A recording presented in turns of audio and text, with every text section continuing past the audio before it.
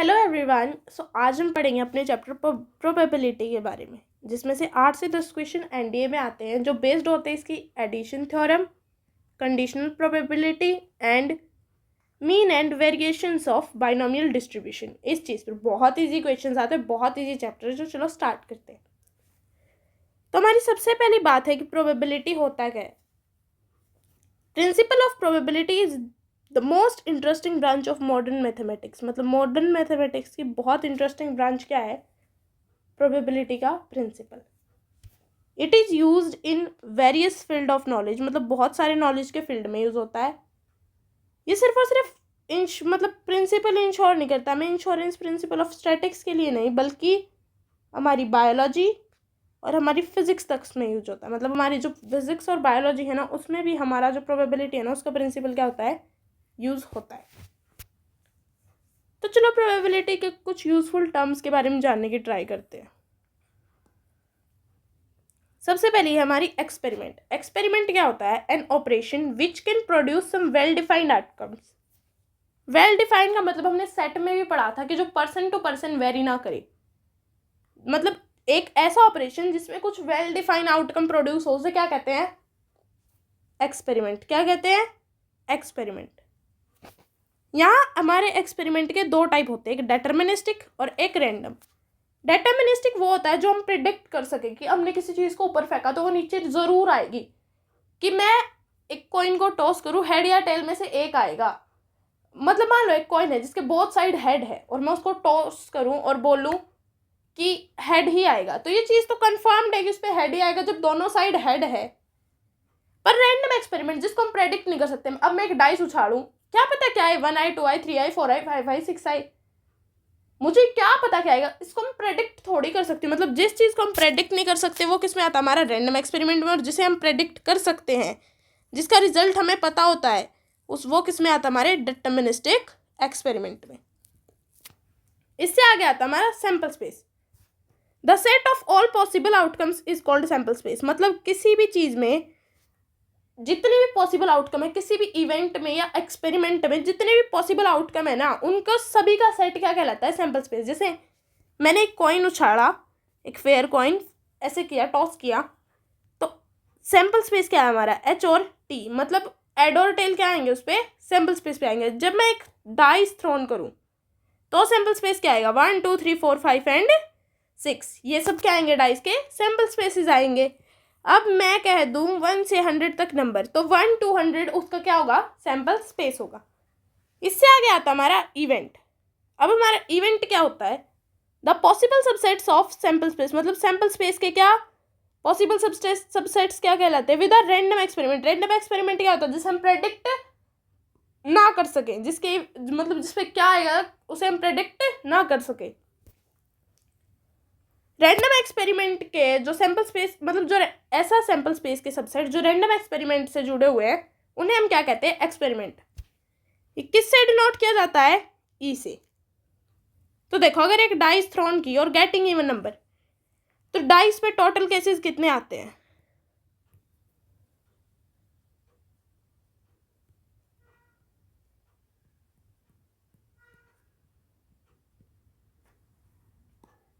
ये क्या है? हमारी डाइस के टोटल केसेस। और इसका सबसेट क्या है? 1 2 3 2 3 4 क्या है इसके सबसेट्स? तो ये क्या होगा? हमारा एक इवेंट होगा। अब इवेंट के कुछ टाइप्स आते हैं। तो देखो, सबसे पहला है एलिमेंट्री इवेंट। कैसा event? Elementary event. Elementary event आपने सिंगलटन सेट सुना है, जिसमें सिंगल का मतलब 1, तो सिंगलटन सेट जिसमें कितने एलिमेंट हो? एक एलिमेंट हो, उसे क्या कहते हैं हम? अपना सिंगलटन सेट कहते हैं।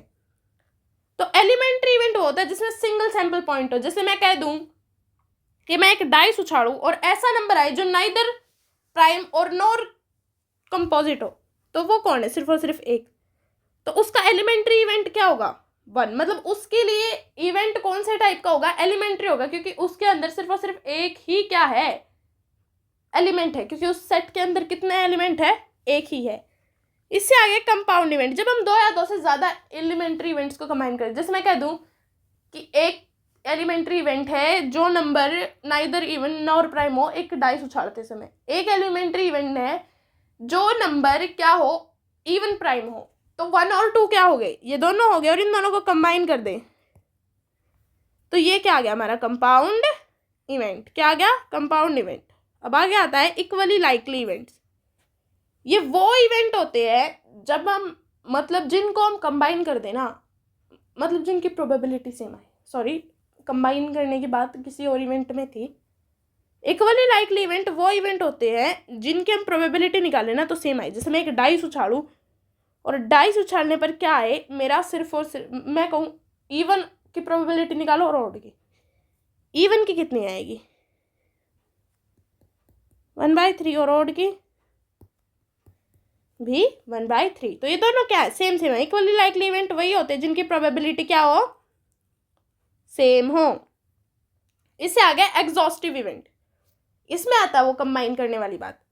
तो एग्जॉस्टिव इवेंट कौन से होते हैं, जिसमें जब हम कोई एक्सपेरिमेंट परफॉर्म करें और क्या आए, जो हमारे एक्सपेरिमेंट परफॉर्म करने के बाद at least one of them occurs in, मतलब अगर हम उनका सेट बनाए, मतलब एक्सपेरिमेंट परफॉर्म किया, कुछ वो आए ना हमारे क्या इवेंट्स निकल कर आए, तो उन इवेंट्स को जब हम कंबाइन कर दे तो पूरा सैम्पल पॉइंट बन जाए। जैसे मैं एक डाइस उछालूँ और बोलूँ इवन और ऑड नंबर, तो इवन के लिए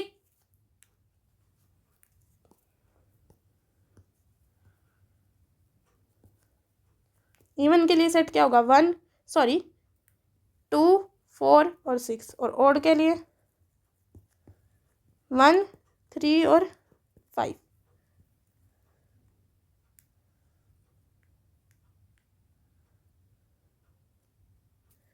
अब हम इन्हें कंबाइन कर देते हैं।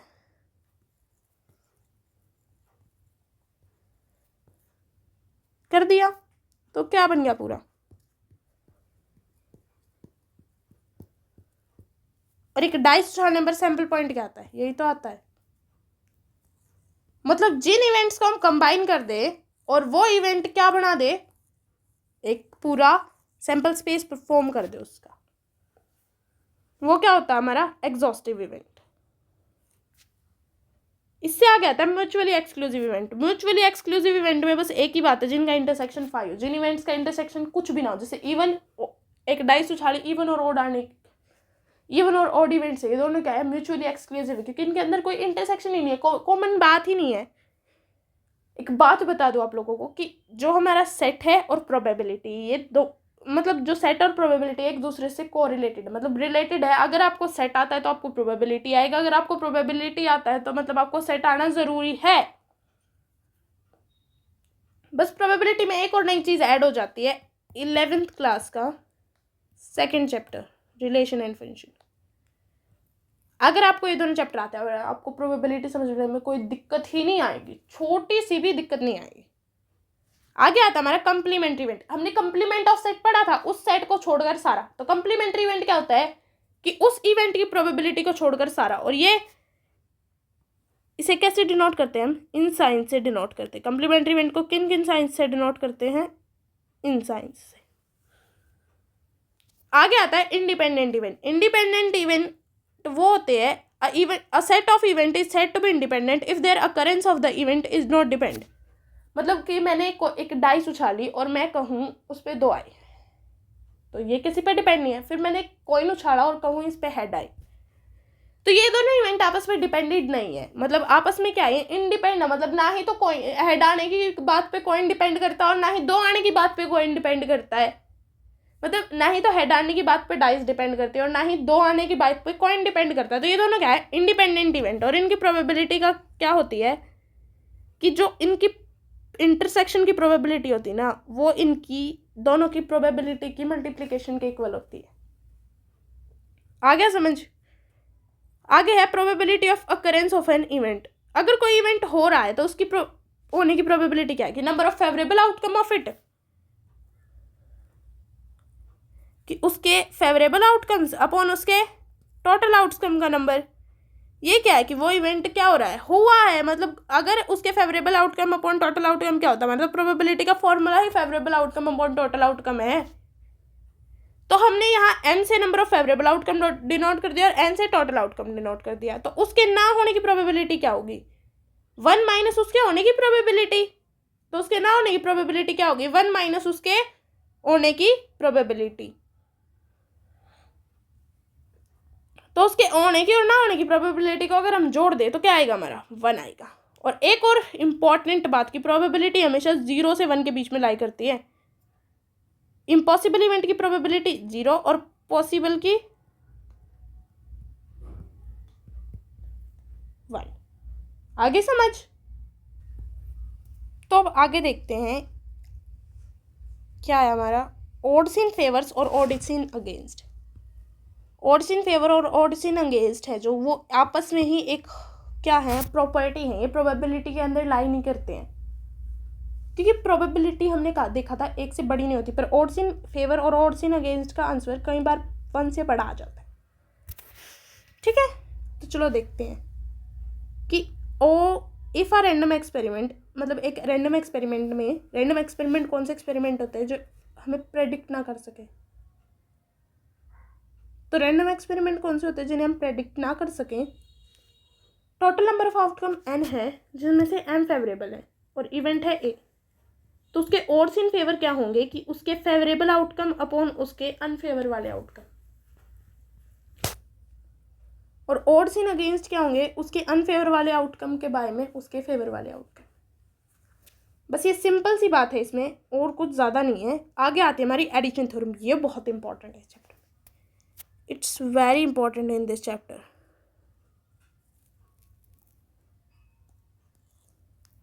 ये मतलब इस चैप्टर का बेसिक है, ये बहुत इंपॉर्टेंट है। अगर किसी को ये आती ना, लिटरली इस चैप्टर का बहुत ज़्यादा पार्ट आता है, क्योंकि बहुत सारी क्वेश्चन इसके एडिशन थ्योरम पे ही बेस्ड है।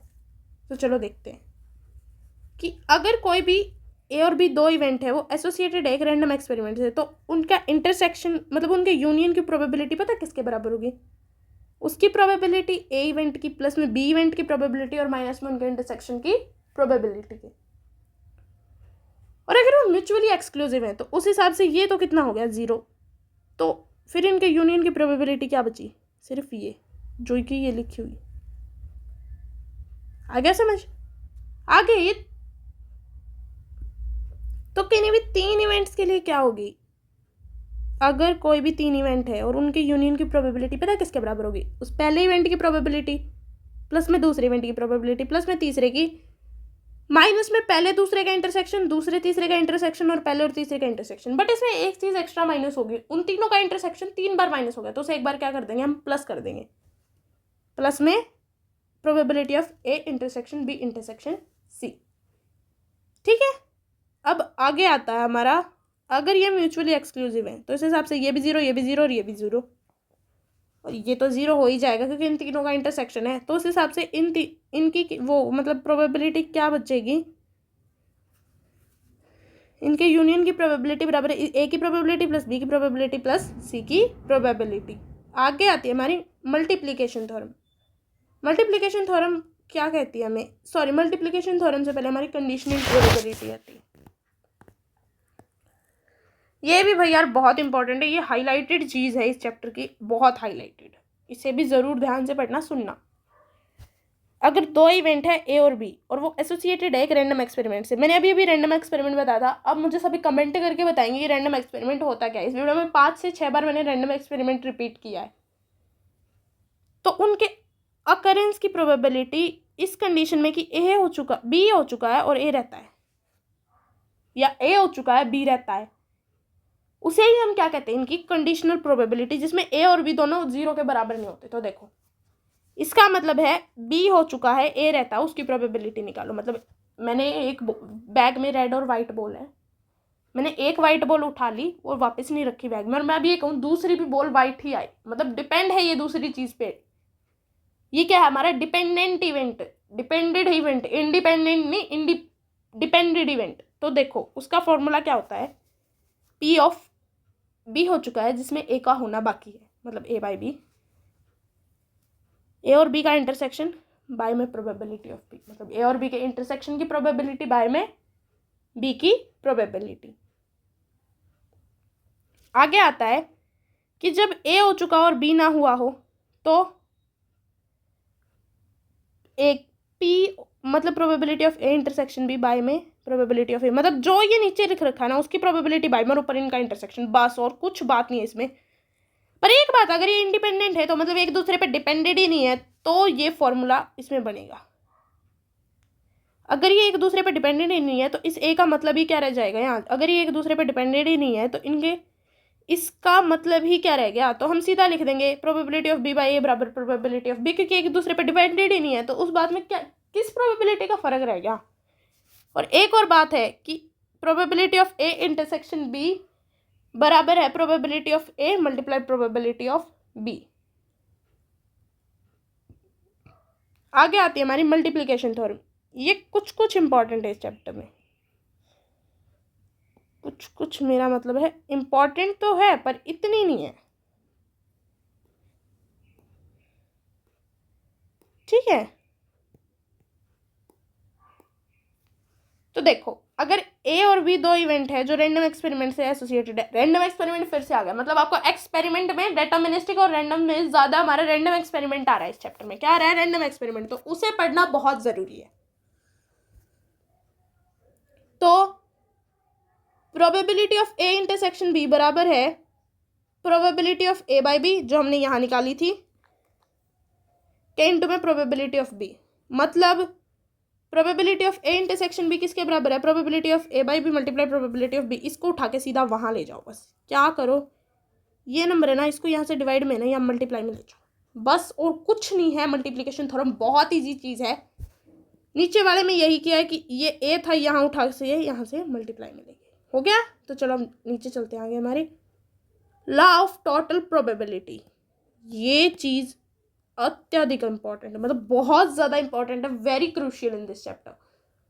This thing holds around 20% of chapter, मतलब 20% इस पे डिपेंडेंट है, 10% हमारा एडिशन थ्योरम पे है और 15% हमारा कंडीशनल प्रोबेबिलिटी पे है, और उससे आगे जितना बचता है ना वो सारा हमारा mean and variation of binomial distribution पे डिपेंडेंट है और किसी चीज पे डिपेंडेंट नहीं है। तो चलिए पढ़ते हैं कि अगर n E a even E two और आगे ई एन तक कोई इवेंट है और एन म्यूचुअली एक्सक्लूसिव है, म्यूचुअली एक्सक्लूसिव भी है और एग्जॉस्टिव भी है, मतलब जैसे, तो चलिए मानते हैं कि इवन ई टू एक इवेंट है और वो इवेंट क्या है? म्यूचुअली एक्सक्लूसिव भी और एग्जॉस्टिव भी है। जैसे एक डाइस उछालने पर क्या आया? ओड इवेंट और इवन इवेंट, तो वो क्या थे? म्यूचुअली एक्सक्लूसिव भी थे और एग्जॉस्टिव भी थे, बहुत थे ना।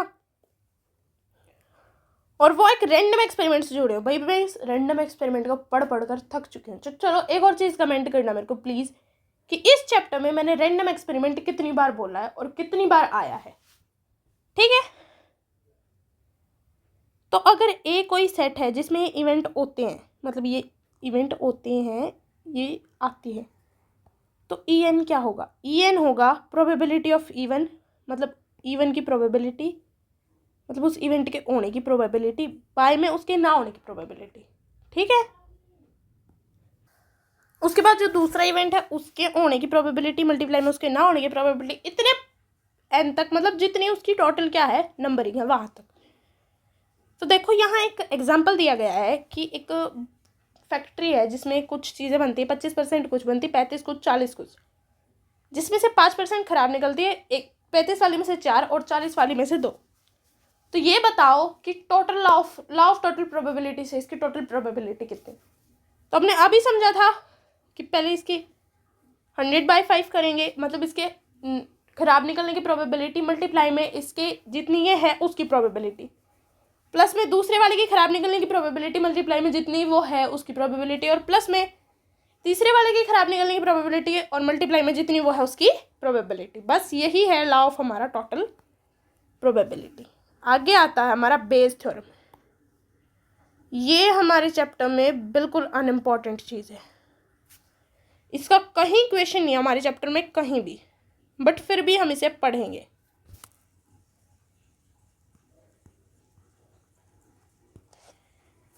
तो इसने क्या कहा, चलो मैं सीधा आपको फॉर्मूले से ही बता देती हूँ कि कोई इवेंट है ई, उसकी प्रोबेबिलिटी मल्टीप्लाई में उसके मतलब उसके ना होने की प्रोबेबिलिटी, मतलब देखो जैसे हमने यहाँ पढ़ा था कि एक चीज़ के ख़राब निकलने की प्रोबेबिलिटी मल्टीप्लाई में उसके ख़राब ना निकलने की प्रोबेबिलिटी बाय में टोटल प्रोबेबिलिटी। मतलब जैसे अगर किसी इंसान ने आपको आके ये कह दिया कि कोई चीज़ ख़राब है, कोई बोल्ट ख़राब है और वो ख़राब 25% वाली कंपनी का है, तो उसकी प्रोबेबिलिटी निकालो। तो उसकी प्रोबेबिलिटी पता आप लोग कैसे निकालेंगे? वो 25% वाली कंपनी की जो फेवर में थी, मतलब उसका ख़राब निकलने की प्रोबेबिलिटी मल्टीप्लाई में वो जितनी बिकती थी उसकी प्रोबेबिलिटी बाय में टोटल प्रोबेबिलिटी। ये ला हमें बेस भाई साहब ने दिया था। किसने दिया था? बेस भाई साहब ने। बस यही बात कही है, ये उसका फॉर्मूला है और इसके अकॉर्डिंग आपको वैल्यू पुट करते जाना है और कुछ भी नहीं करना है। बेस भाई साहब ने हमें ये कहा था। क्या कहा था हमें बेस भाई साहब ने? कि आपको इस फॉर्मूले के अकॉर्डिंग वैल्यू पुट करते जाना है और कुछ भी नहीं करना है। क्या नहीं करनी? और एक सिंगल चीज़ भी नहीं करनी है, ठीक है। आगे आता है हमारा बाइनोमियल डिस्ट्रीब्यूशन।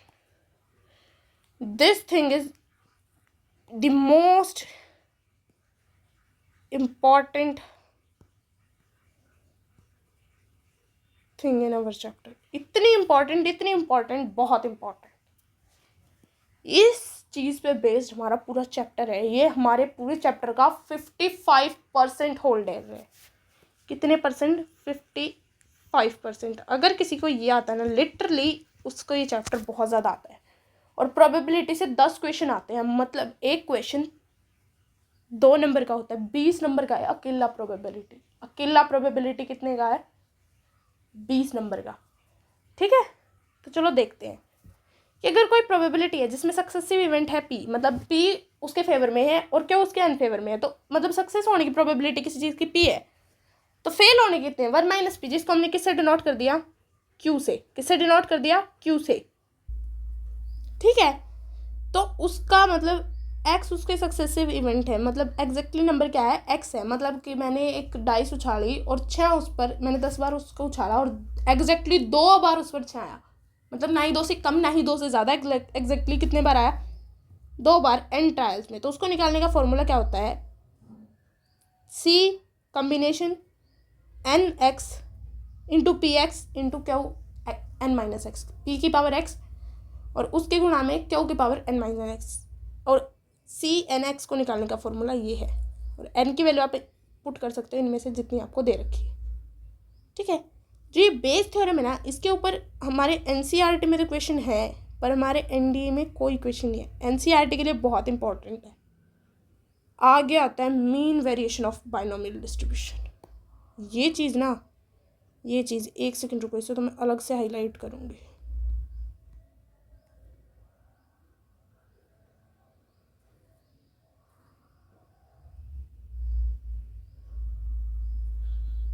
ये चीज़ अकेली, ये चीज़ और ये चीज़,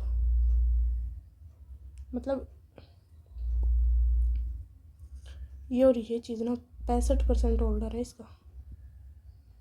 मेरे कहने का मतलब था कि अकेली ये चीज़ तो 55% लेके बैठी और ये चीज़ 10%, ठीक है। वो एक्चुअली बाइनोमियल डिस्ट्रीब्यूशन आया ना, मैं इस वजह से कंफ्यूज हो गई थी, ठीक है। तो वेरिएंस ऑफ बाइनोमियल डिस्ट्रीब्यूशन क्या होता है हमारा, चलिए समझते हैं खुद।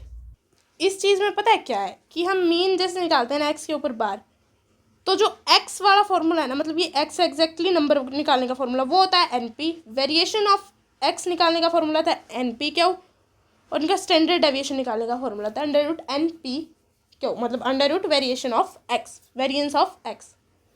और ये बात ये बहुत इंपॉर्टेंट है, इसके ऊपर मैंने कम से कम पिछले कुछ सालों में 10 क्वेश्चन देखे हैं। 10 क्वेश्चन इसी बात के ऊपर है और कुछ भी नहीं है, सीधा फॉर्मूला लगता है कि बाइनोमियल डिस्ट्रीब्यूशन की वैल्यू है ना, अगर हम उसमें से 1 घटा दे तो वो रियल नंबर से क्या होती है? छोटी, मतलब रियल नंबर नहीं होती। और अगर 1 जोड़ दे तो मतलब वो मैक्सिमम हो जाती है। अगर 1 मतलब हमने अगर उसमें से पी को गुणा करके 1 घटा दिया ना, तो वो रियल नंबर से के बराबर हो जाती है, उससे छोटी। और अगर 1 जोड़ दिया, मतलब कुछ नहीं किया, तो फिर वो क्या रहती है? रियल नंबर से बड़ी हो जाती है। मतलब इसका मतलब है कि मैक्सिमम और मिनिमम कब कब होती है? मैक्सिमम मिनिमम होती है जब हम उसमें ये कर दें, मतलब उसकी पी की गुणा करें और उसमें से एक घटा दे। और मिनिमम कब होती, मिनिमम इस टाइम होती है मिनिमम, और मैक्सिमम होती है जब n+1 की p से गुणा करते हैं। मैक्स कब होती है, तब होती है। तो बस हमारे चैप्टर में इतना ही है और आगे कुछ नहीं है। और इस चैप्टर का सबसे मेन इंपॉर्टेंट चीज़ ये और ये, कितने परसेंट शेयर होल्डर, 65%। इन्हें ज़रूर पढ़ना, और किसी चीज़ को पढ़ो या ना पढ़ो। ओके।